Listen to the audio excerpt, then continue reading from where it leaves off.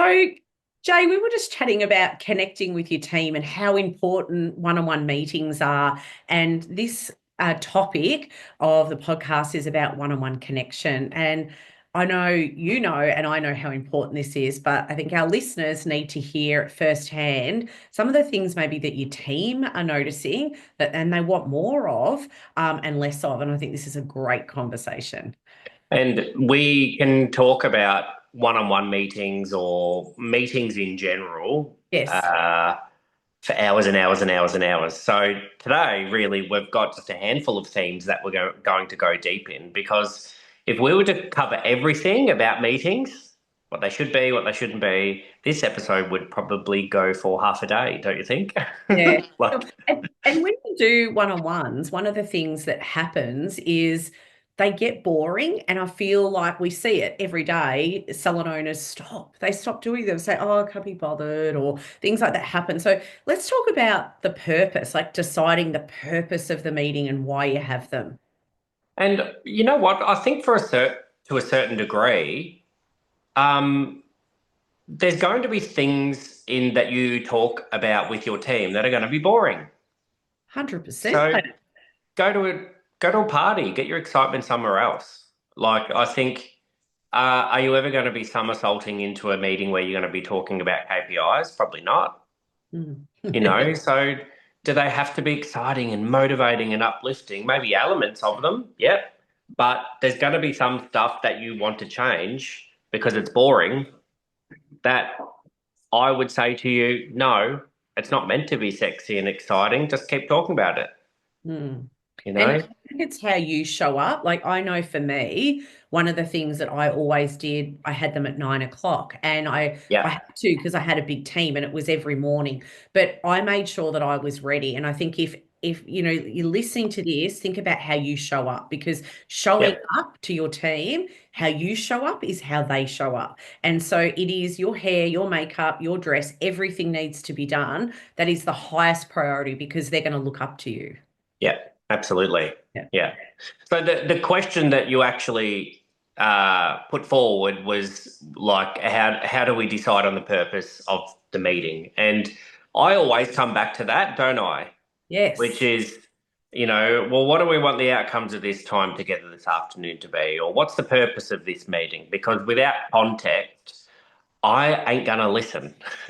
It's hard enough for me to sit in a meeting and stay focused, but it makes it a hell of a lot easier for me when I understand what the outcomes and the purpose of the meeting is. And um, when was it, Marie? I think it was yesterday. Linda put in one of our Voxer chats that she was talking to a coaching client about one-on-one meetings, and the client said, "Yes, I do them." And she referred to them as, "Oh, it's a chit chat." That were the words that she'll use. "Oh, it's a chit chat." And so one thing I can say for certain is that the purpose of a one-on-one meeting is not a chit chat. It's not a chit chat. That's that couldn't be further from what it actually is. But I think one thing, particularly for those that are having one-on-one meetings with their team and you feel like they're not actually helpful, or the person listening that's not doing these but know they should, that one of the first things that you could do this week is to have that meeting with your team and say to them, what is the purpose of our one-on-ones? Let's design that together. Because Love that. yeah, because what should they be? What shouldn't they be? And instead of doing this to your team, do it with them. Decide on the purpose of the meetings together, and you could discuss um, what what do we want to avoid? How do we hold each other accountable? What happens if we decide on something in one meeting and then we don't follow through in the next? Like, let's get really clear on the outcomes of these meetings. Um, there'll always be stuff bubble to the surface that's really valuable, but I think we can't just blindly say, all right, go off and decide on the purpose. I think it's important for us to share in this episode what we believe the purpose could be of a one-on-one meeting. True? Yeah, absolutely. And even the timing, I hear it, I heard it yesterday, I hear it most days is I book them in, but they get moved. And I think discussing the purpose of the meeting and saying, if you see that in your column, there might be a rule where we can move them, but not remove them, like as in move the date, Yep. but not remove them from, because that one-on-one meeting, more than anything, is so important to have for them and Yeah, you. So I think, absolutely. and I hear it. They're booked in my diary to do, or they're booked in my column, but I don't book it in with the team, or they book but they take them out. So then that's definitely something that needs to come up when we talk about the purpose of it and the rules around it, like the rules of the game. But again, it's difficult to respect that time, Mm, or see value in that time in the appointment book if the purpose is lacking. Yeah. 100%. So, like, if the purpose of that meeting was uh, that we continue to live, and we won't die if we have that meeting, then you wouldn't move it because there's obviously huge value around it. But when you're flippant and you go, oh, well, it's just a chit chat, then yeah, you either move it and don't rebook it or cancel it. Oh, do we need it this week? No. Well, need what? What are you doing with this time? Yeah, and So it's not a hallway conversation or we're just making a coffee or getting a water in the back room conversation. It's actually a sit down meeting, and we'd more than anything highly recommend that you do them out of the salon. So walking, or we talk about at a cafe. Yes, if there's only one of you there and you need to keep the door open, yep, go and sit in a treatment room or sit in the back room. But that's the worst case scenario. absolutely. Yeah. So I think that part of the purpose of this time together with your team is to um, the three different areas of goals. So number one would be your clinic or salon goals. So it's an opportunity for you to touch base with your team and let Mhm. them know what you're working on, Yep. because what you're working on is moving the business forward and creating a strong vision for them. But also, they play a role in that. Yes. So you can't develop and grow and move your business forward without your team's assistance, because there's more of them than you most of the time. So you do need to make sure that a part of the purpose of your one-on-ones is to maintain that complete clarity on this is where we're going, this is where we're heading, and um, this is how you can support me in my business's vision. But also, it's interesting when we start to then talk about, well, part of the purpose of these meetings is to help define Yep. the team members' personal goals. Mm, Like not just developing them as a hairdresser or a therapist or whatever, developing them as a person. And when you say that to salon owners, oh, would you like to develop personal goals with your team and be more connected to that? They always say, absolutely, they always do. But then in the next breath, they can say, I wish they left their shit at the door. yep. Work's work. Yeah. So But I that's think mixed messages. there's an analogy on that, isn't there? You could think about it in like a kid's respect. If your kids came up to you and said, "Oh, mum, this happened at school today, and I feel bullied and I feel stressed and I'm overwhelmed," or whatever the word they might use at whatever age they might be, you wouldn't say, "Oh, don't worry about love, just shut up." You wouldn't tell them to leave it at the front door. So why would you do it to your team? Like we need to nurture them like our kids. Yeah, so I go, my kids get home and they're in bad moods, and I say, school, school, leave it at the door. Like, but, but I look, most of the time our team aren't our family, like they're not our kids. No. Um, but you've got to decide where that line is. Yeah. Like, you want to develop them as a person, but you don't want to know a lot about their personal life, like that it's incongruent. Yeah. Fancy word for the day. Um, so I think that the reason why a lot of business owners say leave your shit at the door is because the shit that the team member's bringing in is not being dealt with effectively, and you've got enough shit going on in your own life, so you can't handle any more. So Mm. there's that. But also, you are not skillful on how to support them and create healthy boundaries because it's uncomfortable. Another thing why you'd want them to leave the shit at the door is maybe you don't actually care about them as much as you should. So that hurts.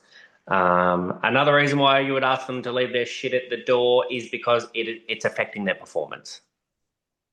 Yeah. And you don't know how to address that and say, let's help you win at work because while your personal life's causing you drama, I can help you be really focused at work so you're absolutely killing it. And that's one area of your life where you're killing it. Mm. So, um, yeah, I have a big problem with leave your shit at the door. Personal uh, preference, opinion, I suppose.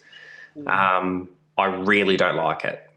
And I think it's a little bit like it used to be like that, but times have changed. Like we need to listen to what our team needs and from whether it's a personal thing, but there's a way to handle it within your business and they need that support. Yeah, absolutely. Yeah. And I know that we didn't sign up for this as business owners. We didn't sign up to be counselors, psychologists, mental health experts. But I also didn't sign up to become an expert in tax, but I have to. Mm. So I think it's starting to become more of the it's starting to become the reality that I know you didn't sign up for this, but too bad, it's the reality, and you need to upskill to deal with it beautifully because the um, I only want to support you and help you to a certain extent, and then the rest I don't really care about. Doesn't It's not where leadership's going. no, Yeah, yeah. you're not. And I think when it comes to helping your team develop their personal goals and developing them as a person, I think one challenge for people and the reason why they don't do this is because um, you say to a team member, "All right, what are some of your personal goals?" And they do this. Don't have any. That's a good face. Yeah. Don't have any. Not sure. I'm not a personal goals person. You know, I'm happy where I'm at. Um, and sometimes that's true. They're content. Um, but they also might have set personal goals in the past and never follow through. So their pattern of behavior is that it's a waste of time when I set goals because I don't follow through. Therefore, I'm not going to set personal goals again. So there's an opportunity to unpack that. Um, there's also one instance that pops up quite often is when you start to talk about personal goals with um, your team that they don't want to share what they are. Mm. They do want to keep that separate because they may have a pattern where um, their personal goals are so deeply personal and they also don't back themselves enough to actually follow through. So to share that with their boss Mm. and then fail in front of their boss, they wouldn't put themselves or you through it. Yeah. And it's like if you put team like do a team bonding type exercise where you might do vision boards together. Let's call them action boards. Like let's think about, that is something that you could bring to one-on-ones or whether we think about, the bigger picture, it might be doing that like we call it the 360 view. So we have the resources to help you with that, but it's doing more of the bigger picture. And doing a performance review, if you like to call it, and asking different types of questions. But you could break down those goals that are actions and think, they may not even know how to do that. Like it might be saving for a car and they think, oh, I'll never get there, so why put it on there? But if you could show them how or what are you stuck on? Oh, I don't know, I pay too much in rent, or like find out why they're struggling to get to that goal or why they think they can't get that goal, and dive deeper. So asking really good quality questions like, tell me more. Like, let me help Yeah. and support you on this so I can find out and be able to get you in there. I actually have seen, Jay, I was chatting to a business owner the other week, and one of her team members couldn't get to work and she was catching the bus. And I was chatting to her. It was lovely, lovely girl she is. And she said, in the end, I actually thought, why is she not driving? And she said, I asked her and she said she hasn't got a battery for her car. So she said, I bought her the battery and she's to pay me back each week. And she set her up like on a plan. And I said, how Mm. lovely is that? And she is so grateful for that business owner and so much more connected to her because she worked out why she couldn't get to work. And I think it's a simple thing, but now they're more connected as a salon owner and a team member. She just looks up to her so much more. It's not about the money, it's because she actually asked her why. Yeah. So I suppose what you're getting at then is that yeah, it could be a skill gap in the team, but it also could be a pattern that they actually don't know how to break things down or set the goals, or they lack confidence, or they're Yeah, ashamed, or there's guilt that they never follow through. There could be that.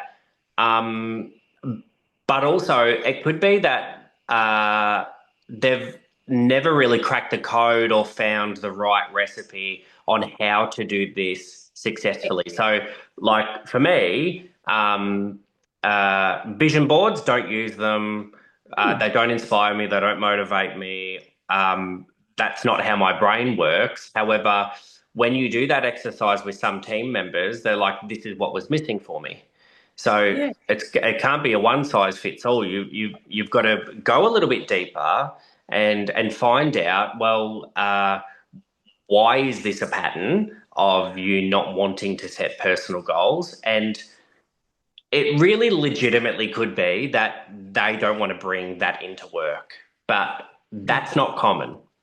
No, it's not common. And I Yeah. think it's also when you think about, we talked about deciding the purpose of the meeting. And I know you would see this, we all see this in our business, is thinking of even the format is getting them to bring the KPIs or the figures to the meeting is important, but helping understand what gets in their way. So, what's the biggest fear right now, or what are you struggling with to go and learn? I don't know, let's say it's the DMK online training, or what's your biggest fear in asking um, Rosie, whoever works for you that does amazing cutting, to help you perform that once a week? Oh, I don't know. It's probably because I'm too scared to ask her. So if we could Mm. find out what their fear is or what they're struggling with, sometimes what goes through their mind of, oh, well, I don't want to do the online training because I should be doing clients, or I'm booked out and we've never marked time out for it. So ask really good quality questions like, what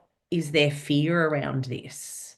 Because the reality is, when it comes to career goals, professional development, is that if it was as easy just to say, here's the goal, here's some stuff to get you there, off you go and do it, and everyone do it, like everyone would be crazy successful. But when it comes to actually following that plan that you've created to achieve your goals, we need to be able to have those conversations of what is in your way, what got in your way, what beliefs need to shift, because it isn't just as simple as following the plan. No, You it's don't do it, I don't do it, the team don't do it. It's this thing that needs to be addressed. yeah. It could be a priority issue. They don't see it as a priority. They could feel guilty, pushy, uncomfortable. It's new and they're in their comfort zone. So yeah, finding out what's in their way Yeah. um, consistently, and how can I support you so that you can achieve this outcome. Yeah, even little things like asking what's gone really well this week. Like, I think it's such a positive question, makes them think. And if they do the nothing, let's think about it. Like, or even come to the meeting with something they've done really well this week if they get stuck. So it's definitely about plan and preparation. Um, it could even be things that they've learned. Like, what have you learned this week? It's those Mm. questions. It's supporting them. It's building a relationship with them and you so that you can see them blossom. Like there's so many team members, you and I have had over these, you just see them blossom into this different person. Mm. Absolutely. And yeah, when people grow professionally, it feels good, but when they grow as a person, that's for me, that's where the magic is. When you get to develop people. It's, But I think what you were saying about asking good quality questions, I think the one thing to be super conscious of is that when you have this meeting, it shouldn't be new shit every time you have the meeting. There needs to be an element of consistency where you refer back to the goals, you refer back to the plans, you refer back to the previous one on one, and you say, how did we go with that? So, absolutely great to do short term things and say, how'd you go yesterday? How'd you go last week? What are you focusing on this week? But we also need to make sure that one of the most important things about that meeting is to reconnect with the goals that you set in the first place. Okay. Or yeah. otherwise, you're going to show up every week, every fortnight, whatever, and make up new shit as you go. That's Yeah, it. as Dan always says in our team, it's the chapters of the book. And it's no different to what I did like 20 years ago to I do today with our team is I write the one-on-one information in a book because that's what I prefer to do. Some people might do it on an iPad, some people might do it in their computer. And I think that depends on, you might have multiple locations and it's easier. Some people are pen and paper. Some people prefer to take their iPad to a meeting at a cafe. So I think it's also about taking notes and then recapping and remember where you left off because sometimes it's even hard to remember with two team members, let alone if you've got 10. Oh, Yeah. absolutely. Yeah. You know, it's I know that uh this particular episode is not into the nitty gritties. I think it's more bigger picture when it comes to creating connection with your team and using the one on ones as the vehicle to do that. But I think if we were to go just one step more practical and more detailed, I think the thing that I believe makes the biggest impact when you do this consistently is having refined values and points of culture and 100%. KPIs. So I've spoken about this in probably 5 episodes, but again, KPIs are the standards in performance. Culture is how you interact with the team and your expectations, and values is what's the most important things to you here in this salon or clinic. Okay, so we need to maintain those standards that we've created. And the only way you're going to really maintain is with communication. So I believe part of the purpose of a one on one meeting is to reconnect the team back to the standards that you've created. Mhm. Because if your team can't rattle off what the expectations are in terms of their numbers, Yep, the culture and the values, they're going to drift away from it. You can't just definitely. say, Marie, I told you this last June. Marie's not going to remember. Like No. no one can remember that level of detail. But what we can do is we can look at our values, the culture, our KPIs, look at where Marie's excelling, look at where she might need some support and reconnect with them on that in these meetings.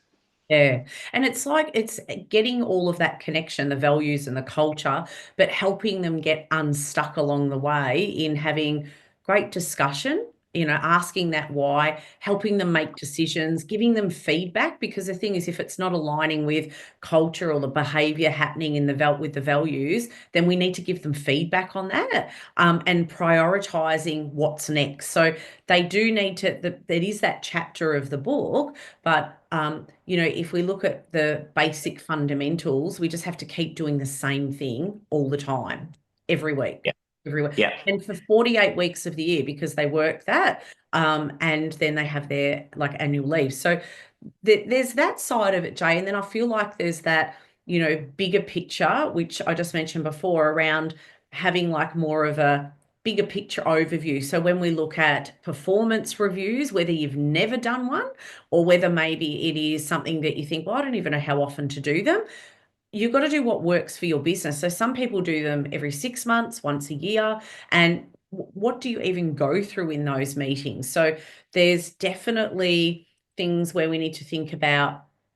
um, I don't know, great quality questions around, it can be the what's going well, but what part of the culture would you change? Like asking them things about what part of your role would you like to do differently? Like if you find that out, it keeps the team there, and maybe thinking about what we can do as a business that you think would make things better within the business. Because feedback for us, we call it the feedback is fertilizer, don't we? But feedback for us is just as important feedback to them. And I think an important message in that is that there's one-on-one meetings, short, sharp, really frequently, but absolutely there's a need to do a deep dive at Oh, a period of time. yes. And because otherwise, like to go to a one-on-one meeting when you've got to cover their KPIs, what you're working on, how are your goals, and then to drop, hey, where do you want your career to go? Like Yeah. that's an that will hijack an hour minimum of your Yeah. time. Mm. So you need to almost think about the year, and if you were to do a big brain dump and a big goal setting every 3 or 4 months, like what we do in our coaching business, and then the one-on-ones would then form the maintenance and connection to those goals and plans. Yeah. Yeah, Yep. absolutely. Because yeah, dropping a bomb on them like, let's do a complete assessment of where you're at, the good, the bad, the ugly. That's that's huge. That's massive. And Yeah. I think you need to pre-frame it and set them up with questions you might be going to ask, or give them a document. There's things that we have around that. But yeah, it's definitely preparation is required. Oh, absolutely. And I think maybe one thing that I could leave you with is that um, all of this stuff you may have heard all this stuff before and read articles, you heard coaches like us talk about it, and it all makes sense. But you think, oh, but I don't have time, but. Mm. But what is really in your way? Because often when you address that and you go, I don't back myself, I'm scared of conflict.